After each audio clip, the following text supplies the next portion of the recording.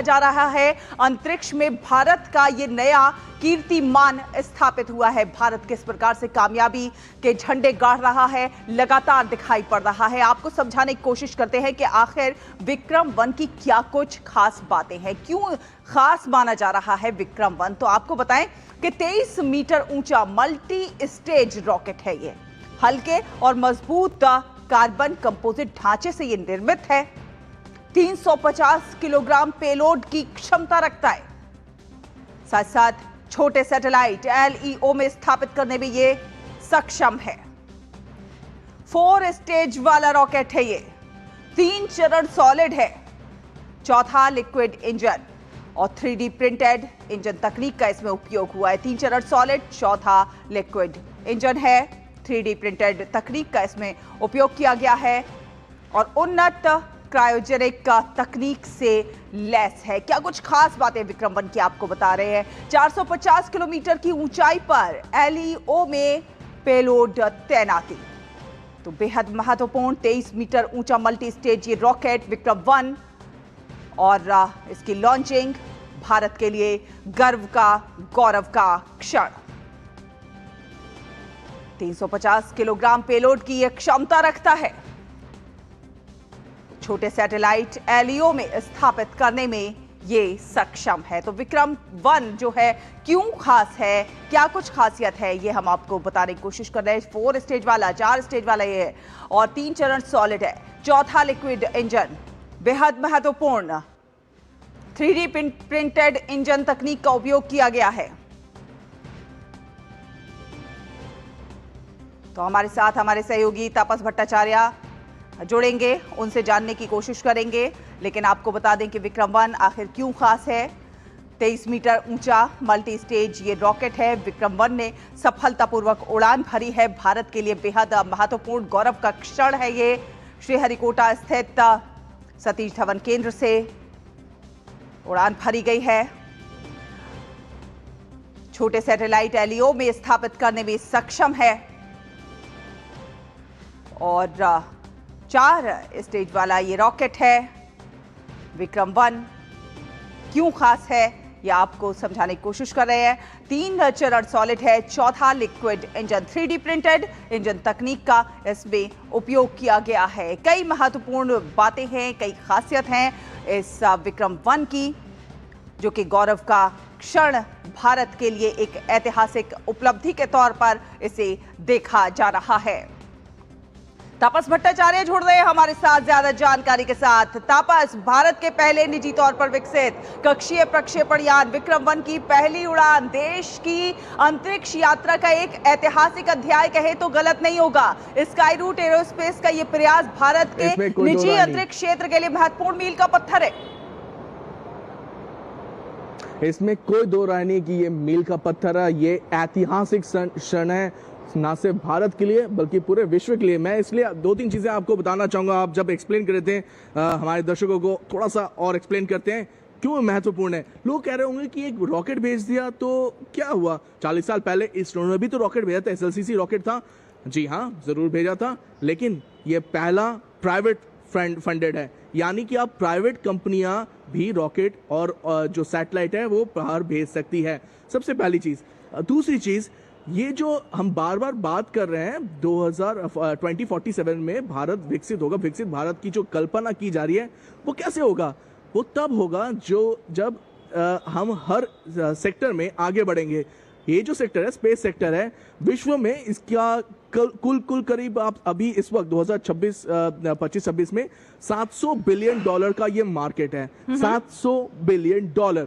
भारत का इसमें क्या एक शेयर है, वो सिर्फ 8 से 9 बिलियन डॉलर है। तो आप समझ सकते हैं कि कितना बड़ा अंतर है। अगर भारत को विकसित भारत बनना है, अगले 20 सालों में ये आगे लेके जाना है, तो यहाँ पे भारत को वो 8-9 बिलियन से लेके 45 से 50 बिलियन कम से कम करना होगा अगले 5 से 6 साल में। वो कैसे करेंगे? वो ऐसे करेंगे कि ये प्राइवेट सेक्टर की भूमिका आएगी यहाँ पे। प्राइवेट सेक्टर जो रॉकेट्स बना भी रहा है, जो सैटेलाइट भी बना रहे हैं और उसको आगे छोड़ने की भी एक मिसाल रखता है। तो ये जो पूरा चीज़ है, ये ऐसा नहीं कि किसी ने सोचा कि हम चलो भेजते हैं, ये इस पे बहुत काम किया। मैं एक एग्जांपल देता हूँ आपको। चला 2014 में सिर्फ एक प्राइवेट सेक्टर, एक स्टार्टअप था पूरे देश में। आज 2026 में करीब 400 स्टार्टअप है स्पेस सेक्टर में। तो ये जो पूरा बदलाव आया, और 400 स्टार्टअप सिर्फ नहीं, एक यूनिकॉर्न, ये स्काई रूट है जो पिछले साल ये यूनिकॉर्न में तब्दील हुआ, इनको यूनिकॉर्न का मिला, यानी ये $100 बिलियन की वैल्यूएशन मिली। सब जगह पे इन्होंने अपना दमखम दिखाया और आज विक्रम 1 के साथ उन्होंने इतिहास में अपना नाम दर्ज कर लिया, जहां पे ये बताया जा रहा है कि ये जो सैटेलाइट उन्होंने प्रक्षेपण लगाए अपने स्पेस में, ये जो रॉकेट बनाया, हमने बार बार बात की कंपोजिट स्ट्रक्चर की, आपने बात किया कंपोजिट से। क्यों कंपोजिट स्ट्रक्चर इंपॉर्टेंट है? कंपोजिट स्ट्रक्चर के दो बहुत खासियत है। कंपोजिट स्ट्रक्चर जो बनाया जा रहा है, कार्बन कंपोजिट स्ट्रक्चर, वो लाइट है। सबसे, अगर आप रॉकेट को उड़ाते हैं तो सबसे लाइट होना बहुत जरूरी है। अगर हल्का नहीं होगा तो वो उड़ने में, ज्यादा दूर जाने में सक्षम नहीं होगा। और उसका जो उसमें नट बोल्ट बहुत कम से कम लगते हैं, तो एक सिंगल स्ट्रक्चर ज्यादा से ज्यादा होता है। तो ये दो सबसे अहम फायदे हैं कंपोजिट स्ट्रक्चर के।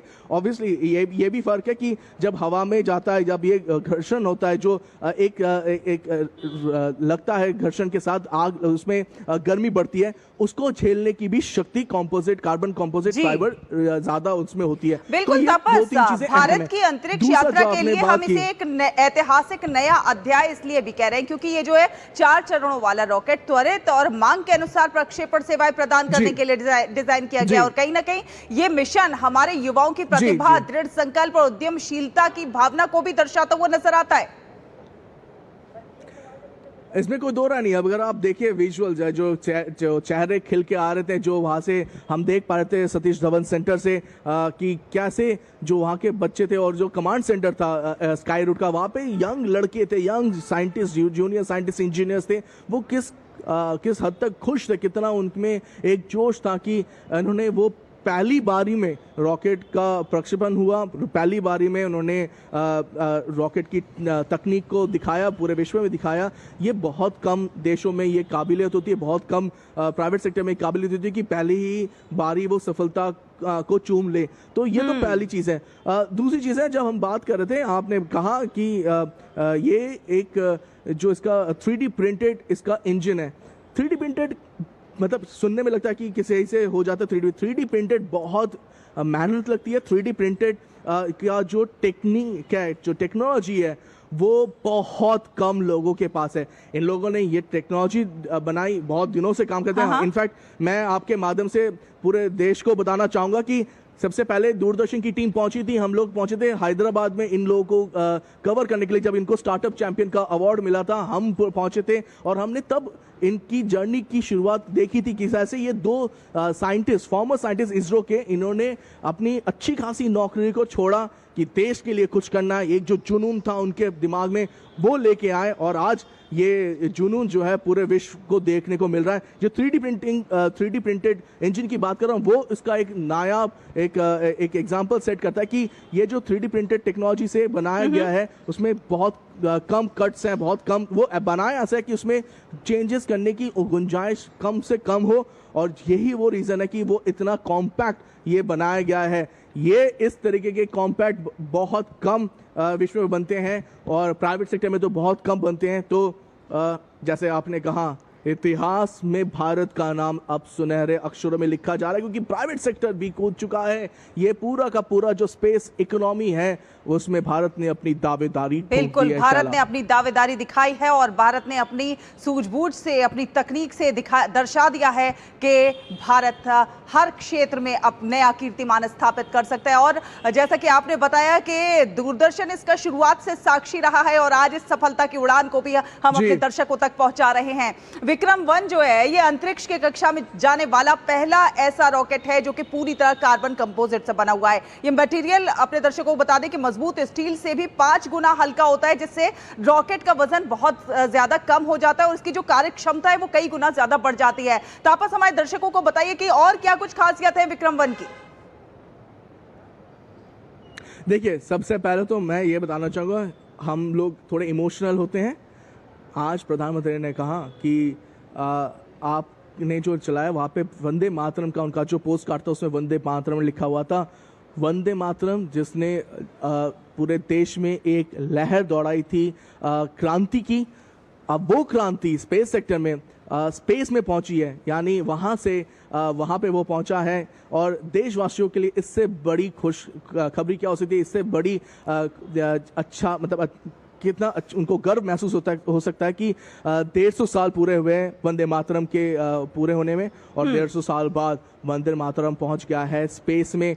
वहाँ पे भी हमारा झंडा, हमने झंडा गाड़ा है, तो वो एक बहुत बड़ी चीज़ है। दूसरा, होता क्या था कि जब इस तरीके के पहले रॉकेट चलाए जाते थे तो वो डमी उसके सैटेलाइट लगाए जाते थे। ऐसा नहीं कि वो असली सैटेलाइट होते। होता क्या था कि वो डमी सैटेलाइट, उससे कोशिश की जाती थी कि देखने की कि क्या वो उन सैटेलाइट्स को एक तरह से जो उनके कक्षा में वहाँ पे लगा सकते हैं कि नहीं। तो ये डमी सैटेलाइट लेके आते हैं, लेकिन ये पहली बार है कि पहली बार में ही जो रॉकेट उड़ाया गया वहाँ पे एक्सपेरिमेंटल सैटेलाइट्स भी थे। 6 एक्सपेरिमेंटल सैटेलाइट्स थे और उनको एकदम, जैसे कहते हैं अंग्रेजी में, क्लॉक वाइज प्रिसिशन, यानी एकदम शानदार तरीके से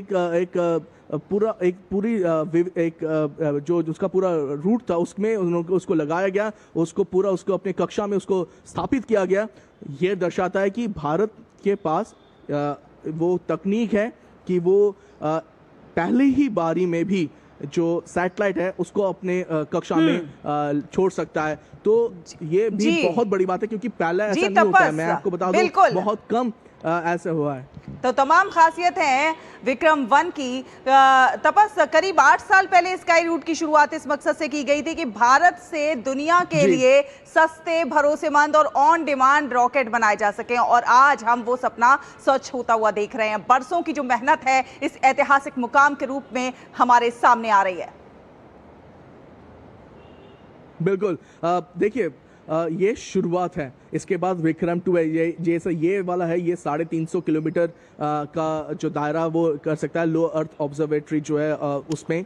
इसके बाद विक्रम-2 की बात की जा रही है। विक्रम-2 यानी करीब करीब उसी का आप समझ लीजिए दुगना, करीब 800 किलोमीटर, 750-800 किलोमीटर का वो एक गैप कर सकते हैं। और ये सब एक 3, इसके बाद एक और करने की 3 है, जिसमें वो जो रॉकेट्स की पूरी डिटेल्स है उसको वो टेस्टिंग करेंगे। उसके बाद ये कमर्शियल रूप में इसको आगे लेके जाया जाएगा। आप समझिए, ये मैं बार बार ये कह रहा हूँ कि ये आसान नहीं है। बहुत सारे देशों में कोशिश की गई है। पिछले 7-8 साल में देश ने जो छलांग लगाई है, शायद ही किसी और जगह पे, किसी और कंपनी में, किसी और देश ने ये छलांग लगाई है स्पेस सेक्टर में।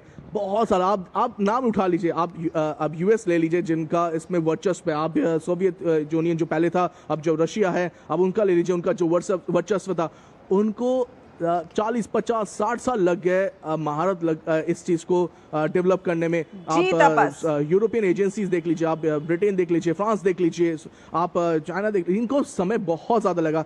भारत ने, आप जस्ट जैसे आप बताया ना प्रधानमंत्री ने, आप पिछले 8 साल पहले इस कंपनी की शुरुआत हुई।